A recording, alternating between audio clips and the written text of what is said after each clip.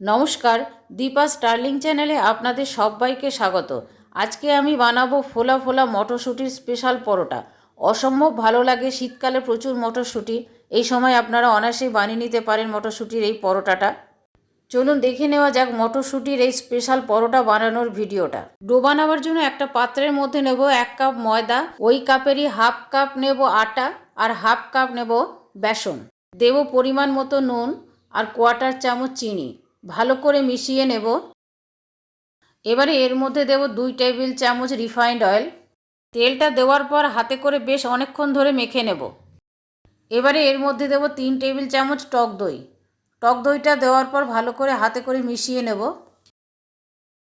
এখন একটু একটু জল দিয়ে মেখে একটা ডো বানিয়ে নেব। ডোটা বেশ শক্ত হবে, নরম হবে না, সেই জন্য একটু একটু করে জল দিয়ে ডোটা মাখতে হবে। একসাথে বেশি জল দিলে ডোটা নরম হয়ে যাবে। ডোটা বানানো হয়ে গেল। এবারে এটা ঠেসে ঠেসে ভালো করে মেখে নিতে হবে, তাহলে পরোটাগুলো খাস্তা হবে। ডোটা বেশ শক্ত হয়েছে, একটু নরম হয়নি। এবারে এটা 15 মিনিটের জন্য ঢাকা দিয়ে রেখে দেবো। অপরদিকে পুরটা বানাবার জন্য মিক্সিং জারের মধ্যে নিয়ে নেব কিছু মটরশুঁটি, একটা কাঁচা লঙ্কা ভেঙে দেব অল্প ধনেপাতা ডাঁটি সহ, আর স্বাদ মতো নুন।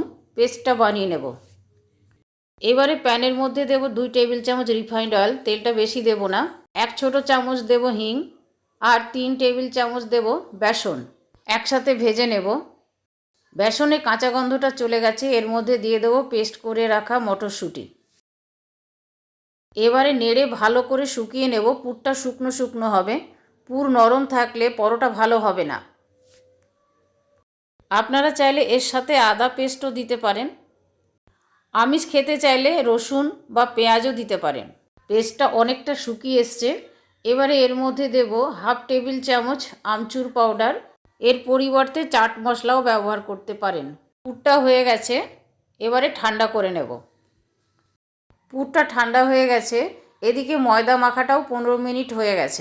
এবারে ময়দাটা আমি আরেকটু ঠেসে ঠেসে ভালো করে মেখে নেব। ময়দাটা যত ভালো মাখা হবে পরোটা তত বেশি খাস্তা হবে। এবারে লেচি কেটে নেব। লেচিগুলো একটু বড় বড় সাইজের হবে। সবগুলো লেচি কেটে নিলাম। এবারে লেচিগুলো হাতে করে বলের শেপে বানিয়ে নেব। বাটির মতো করে গড়ে নেব। মাঝখানটায় পুর দিয়ে দেব। পুরের পরিমাণটা লক্ষ্য করতে হবে। বেশি হলে পরোটা থেকে বেরিয়ে যাবে, আর কম হলে পরোটাগুলো খেতে ভালো লাগবে না। এবারে আমি মুখটা বন্ধ করে দেব। এইভাবে সবগুলোর মধ্যেই পুর দিয়ে নেব। এবারে এগুলো বেলে নেব। প্রথমে একটু আটা দেব।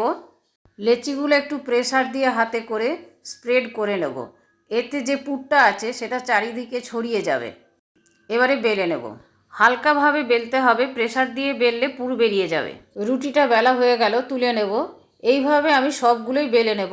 আগে আমি বেলে নেব, তারপরে ভাজবো। একই রকমভাবে পরের রুটিটাও বেলে নেব। আমি এই পরোটাগুলো বানাবার জন্য ময়দা, আটা আর বেসন ব্যবহার করেছি। এতে টেস্টটা অনেক বেশি ভালো হবে।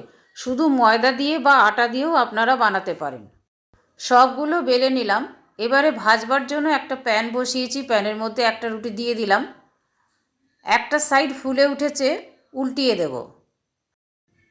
আরেকবার উল্টিয়ে দেব। রুটিটা ফুলতে শুরু করেছে।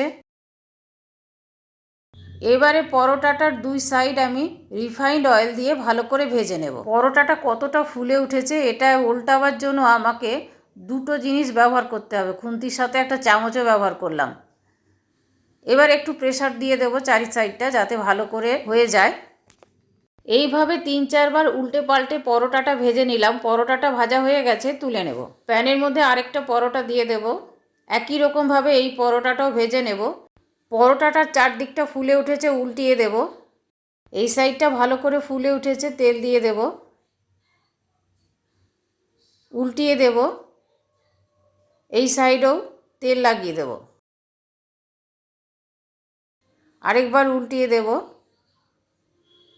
হয়ে গেল পরোটাটা ভাজা। এবারে আমি তুলে নেব।